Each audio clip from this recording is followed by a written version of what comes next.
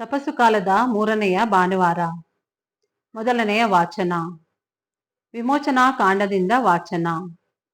ಮೋಶೆ ಮಿದ್ಯಾನರ ಪೂಜಾರಿಯು ತನ್ನ ಮಾವನೂ ಆದ ಇತ್ರೋನನ ಮಂದೆಯನ್ನು ಮೇಯಿಸುತ್ತಿದ್ದನು. ಒಮ್ಮೆ ಆ ಮಂದೆಯನ್ನು ಕಾಡಿನ ಹಿಂಭಾಗಕ್ಕೆ ನಡೆಸಿಕೊಂಡು ಹೋರೇಬೆಂಬ ದೇವರ ಬೆಟ್ಟಕ್ಕೆ ಬಂದನು. ಅಲ್ಲಿ ಮುಳ್ಳಿನ ಪೊದೆಯೊಂದರ ಒಳಗೆ ಉರಿಯುವ ಬೆಂಕಿಯಲ್ಲಿ ಸರ್ವೇಶ್ವರನ ದೂತನು ಅವನಿಗೆ ಕಾಣಿಸಿಕೊಂಡನು. ಮೋಶೆ ನೋಡಿದನು. ಆ ಮುಳ್ಳಿನ ಪೊದೆ ಉರಿಯುತ್ತಲೇ ಇತ್ತು, ಆದರೆ ಸುಟ್ಟು ಹೋಗದೇ ಇತ್ತು. ಆಗ ಮೋಶೆ, ಇದೇನು ಆಶ್ಚರ್ಯ, ಪೊದೆ ಸುಟ್ಟು ಹೋಗದೆ ಇರುವುದಕ್ಕೆ ಕಾರಣವೇನು? ನಾನು ಹತ್ತಿರ ಹೋಗಿ ತಿಳಿದುಕೊಳ್ಳುತ್ತೇನೆ ಎಂದುಕೊಂಡನು. ಅದನ್ನು ನೋಡಲು ಅವನು ಮುಂದಕ್ಕೆ ಬರುವುದನ್ನು ಸರ್ವೇಶ್ವರ ಸ್ವಾಮಿ ಕಂಡರು. ಪೊದೆಯೊಳಗಿಂದ ಮೋಶೆ ಮೋಶೆ ಎಂದು ದೇವರು ಕರೆದರು. ಅದಕ್ಕವನು, ಇಗೋ ಇದ್ದೇನೆ ಎಂದು ಉತ್ತರ ಕೊಟ್ಟನು. ದೇವರು ಅವನಿಗೆ, ಹತ್ತಿರ ಬರಬೇಡ, ನಿನ್ನ ಕಾಲಿನ ಕೆರಗಳನ್ನು ತೆಗೆದುಹಾಕು, ಏಕೆಂದರೆ ನೀನು ನಿಂತಿರುವ ಸ್ಥಳ ಪವಿತ್ರ ಭೂಮಿ ಎಂದು ಹೇಳಿದರು. ಅದು ಅಲ್ಲದೆ, ನಾನು ನಿನ್ನ ತಂದೆಯ ದೇವರು, ಇಸಾಕನ ದೇವರು, ಯಾಕೋಬನ ದೇವರು ಎಂದರು. ಆಗ ಮೋಶೆ ದೇವರನ್ನು ದಿಟ್ಟಿಸಿ ನೋಡಲು ಭಯಪಟ್ಟು ಮುಖವನ್ನು ಮುಚ್ಚಿಕೊಂಡನು. ಆಗ ಸರ್ವೇಶ್ವರ, ಈಜಿಪ್ಟಿನಲ್ಲಿರುವ ನನ್ನ ಜನರ ದುರವಸ್ಥೆಯನ್ನು ನಾನು ಕಣ್ಣಾರೆ ನೋಡಿದ್ದೇನೆ. ಬಿಟ್ಟಿ ಕೆಲಸ ಮಾಡಿಸಿಕೊಳ್ಳುವವರ ಬಗ್ಗೆ ಅವರು ಇಟ್ಟ ಮೊರೆ ನನಗೆ ಕೇಳಿಸಿದೆ. ಅವರ ಕಷ್ಟ ದುಃಖವನ್ನೆಲ್ಲ ನಾನು ಬಲ್ಲೆ. ಆದ ಕಾರಣ ಅವರನ್ನು ಈಜಿಪ್ಟಿನವರ ಕೈಯಿಂದ ಬಿಡಿಸುವುದಕ್ಕೂ ಮತ್ತು ಆ ದೇಶದಿಂದ ಹೊರತಂದು ಹಾಲು ಜೇನು ಹರಿಯುವ ಸವಿಸ್ತಾರವಾದ ಒಳ್ಳೆಯ ನಾಡಿಗೆ ನಡೆಸಿಕೊಂಡು ಹೋಗುವುದಕ್ಕೂ ಇಳಿದು ಬಂದಿದ್ದೇನೆ ಎಂದರು. ಮೋಶೆ ದೇವರಿಗೆ, ನಾನು ಇಸ್ರಾಯೇಲರ ಬಳಿಗೆ ಹೋಗಿ, ನಿಮ್ಮ ಪೂರ್ವಜರ ದೇವರು ನನ್ನನ್ನು ನಿಮ್ಮ ಬಳಿಗೆ ಕಳಿಸಿದ್ದಾರೆ ಎಂದು ಹೇಳಿದಾಗ ಅವರು ಒಂದು ವೇಳೆ ಆತನ ಹೆಸರೇನು ಎಂದು ನನ್ನನ್ನು ಕೇಳಿದರೆ ನಾನೇನು ಉತ್ತರ ಕೊಡಬೇಕು ಎಂದು ಕೇಳಿದನು. ಆಗ ದೇವರು ಹೀಗೆಂದರು, ಇರುವವನಾಗಿ ಇರುವವನು ನಾನೇ, ನೀನು ಇಸ್ರಾಯೇಲರಿಗೆ ತಾನಾಗಿ ಇರುವವನು, ನನ್ನನ್ನು ನಿಮ್ಮ ಬಳಿಗೆ ಕಳಿಸಿದ್ದಾನೆ ಎಂದು ಹೇಳು. ದೇವರು ಮೋಶೆಗೆ ಮತ್ತೆ ಇಂತೆಂದರು, ನೀನು ಇಸ್ರಾಯೇಲರಿಗೆ, ನಿಮ್ಮ ಪೂರ್ವಜರಾದ ಅಬ್ರಹಾಮ, ಇಸಾಕ ಹಾಗೂ ಯಾಕೋಬರ ದೇವರಾಗಿರುವ ಸರ್ವೇಶ್ವರ ನನ್ನನ್ನು ನಿಮ್ಮ ಬಳಿಗೆ ಕಳುಹಿಸಿದ್ದಾರೆ ಎಂದು ಹೇಳು. ಇದು ಸದಾಕಾಲಕ್ಕೂ ನನ್ನ ಹೆಸರು.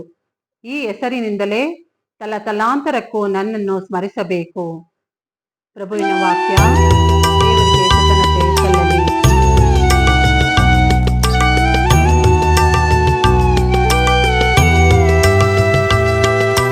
ಪ್ರಭು ಸಹನಶೀಲನು,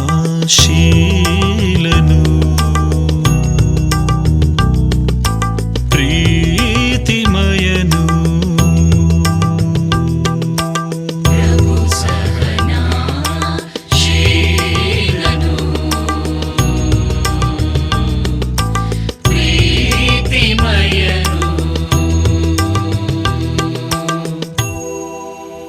ಭಜಿಸು ನನ್ನ ಮನವೇ, ಭಜಿಸು ಪ್ರಭುವನು, ನೆನೆ ಆತನ ಪರಮ ಪಾವನ ನಾಮವನು. ಭಜಿಸು ನನ್ನ ಮನವೇ, ಭಜಿಸು ಪ್ರಭುವನು, ಮರೆಯದಿರು ಆತನ ಉಪಕಾರಗಳಲ್ಲೊಂದನು.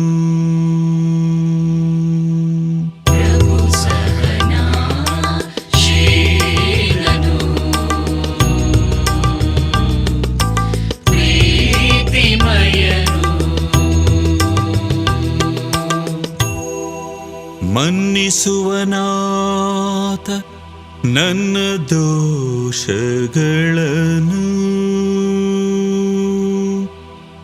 ವಾಸಿ ಮಾಡುವನು ನನ್ನ ರೋಗಗಳನ್ನು,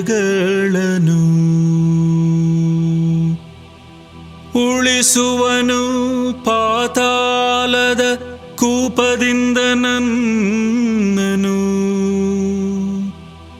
ಮುಡಿಸುವ ನಿನಗೆ ದಯಾ ದಾಕ್ಷಿಣ್ಯದ ಮುಕುಟವನು.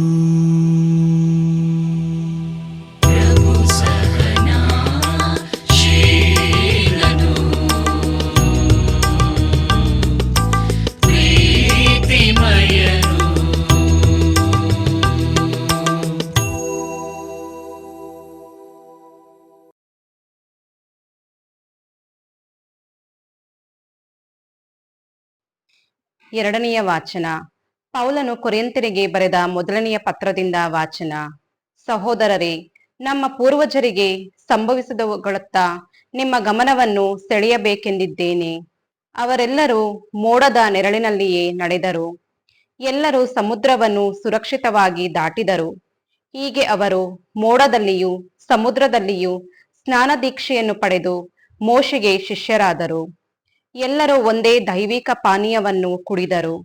ಅದು ತಮ್ಮೊಡನೆ ಬರುತ್ತಿದ್ದ ದೈವಿಕ ಬಂಡೆಯಿಂದ ಕುಡಿದರು. ಕ್ರಿಸ್ತ ಯೇಸುವೇ ಆ ಬಂಡೆ. ಆದರೂ ಅವರಲ್ಲಿ ಬಹುಮಂದಿ ದೇವರ ಮೆಚ್ಚುಗೆಗೆ ಪಾತ್ರರಾಗಲಿಲ್ಲ. ಆದುದರಿಂದಲೇ ಮರುಭೂಮಿಯಲ್ಲೇ ಮಡಿದು ಮಣ್ಣು ಪಾಲಾದರು. ಈ ಘಟನೆಗಳು ನಮಗೆ ಎಚ್ಚರಿಕೆ ನೀಡುವ ನಿದರ್ಶನಗಳಾಗಿವೆ. ಅವರಂತೆ ನಾವು ಕೆಟ್ಟದಾದವುಗಳನ್ನು ಆಶಿಸಬಾರದು. ಅವರಲ್ಲಿ ಕೆಲವರು ಗುಣಗುಟ್ಟಿದರು, ಸಂಹಾರಕ ದೂತನಿಂದ ಸಂಹರಿಸಲ್ಪಟ್ಟರು. ನೀವು ಅವರಂತೆ ಗುಣಗುಟ್ಟವರಾಗಬೇಡಿ. ಇದೆಲ್ಲ ಅವರಿಗೆ ಸಂಭವಿಸಿದುದು ಇತರರಿಗೆ ನಿದರ್ಶನವಾಗಿರಲೆಂದು. ಇವುಗಳನ್ನು ಬರೆದಿಟ್ಟಿರುವುದು ಯುಗಾಂತ್ಯಕ್ಕೆ ಬಂದಿರುವ ನಮಗೆ ಮುನ್ನೆಚ್ಚರಿಕೆಯಾಗಿರಲೆಂದು. ಆದ ಕಾರಣ ಸ್ಥಿರವಾಗಿ ನಿಂತಿರುವೆನೆಂದು ಕೊಚ್ಚಿಕೊಳ್ಳುವವನೇ, ಕುಸಿದು ಬೀಳದಂತೆ ಎಚ್ಚರಿಕೆಯಿಂದಿರು. ಪ್ರಭುವಿನ ವಾಕ್ಯ. ದೇವರಿಗೆ ಕೃತಜ್ಞತೆ ಸಲ್ಲಲಿ. ಘೋಷಣೆ.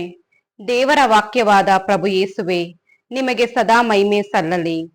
ಪಶ್ಚಾತ್ತಾಪಪಟ್ಟು ಪಾಪಕ್ಕೆ ವಿಮುಖರಾಗಿರಿ, ದೇವರಿಗೆ ಅಭಿಮುಖರಾಗಿರಿ. ಸ್ವರ್ಗ ಸಾಮ್ರಾಜ್ಯ ಸಮೀಪಿಸಿತ್ತು. ದೇವರ ವಾಕ್ಯವಾದ ಪ್ರಭು ಯೇಸುವೆ, ನಿಮಗೆ ಸದಾ ಮಹಿಮೆ ಸಲ್ಲಲಿ. ಲೂಕನು ಬರೆದ ಪವಿತ್ರ ಶುಭ ಸಂದೇಶದಿಂದ ವಾಚನ. ಆ ಕಾಲದಲ್ಲಿ ಕೆಲವರು ಯೇಸುವಿನ ಬಳಿಗೆ ಬಂದು ಬಲಿ ಅರ್ಪಿಸುತ್ತಾ ಇದ್ದ ಗಲಿಲಿಯದವರನ್ನು ಪಿಲಾತನು ಕೊಲ್ಲಿಸಿದನೆಂಬ ವಿಷಯವನ್ನು ತಿಳಿಸಿದರು. ಅದಕ್ಕೆ ಯೇಸು, ಇಂಥ ಕೊಲೆಗೆ ಈಡಾದವರು ಇತರ ಎಲ್ಲಾ ಗಲಿಲಿಯದವರಿಗಿಂತ ಹೆಚ್ಚು ಪಾಪಿಗಳೆಂದು ಭಾವಿಸುತ್ತೀರೋ? ಹಾಗೆ ಭಾವಿಸಕೂಡದು.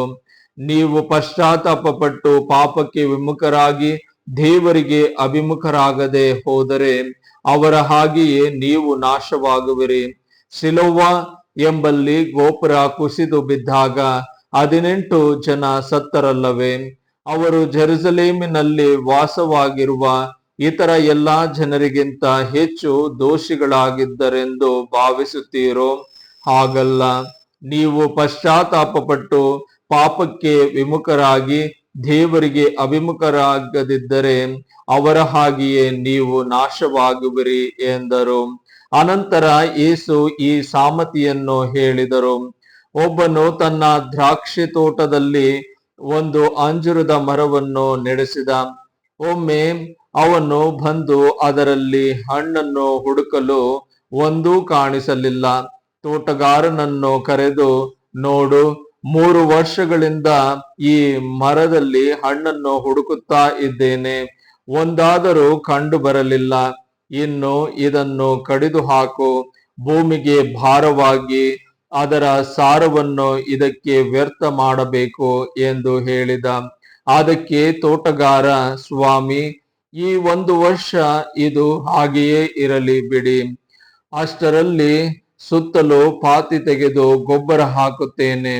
ಮುಂದಿನ ವರ್ಷ ಹಣ್ಣು ಬಿಟ್ಟರೆ ಸರಿ, ಇಲ್ಲದಿದ್ದರೆ ಕಡಿದು ಹಾಕೋಣ ಎಂದನು. ಪ್ರಭುವಿನ ಶುಭ ಸಂದೇಶ. ಕ್ರಿಸ್ತರೇ, ನಿಮಗೆ ಸ್ತುತಿ ಸಲ್ಲಲಿ.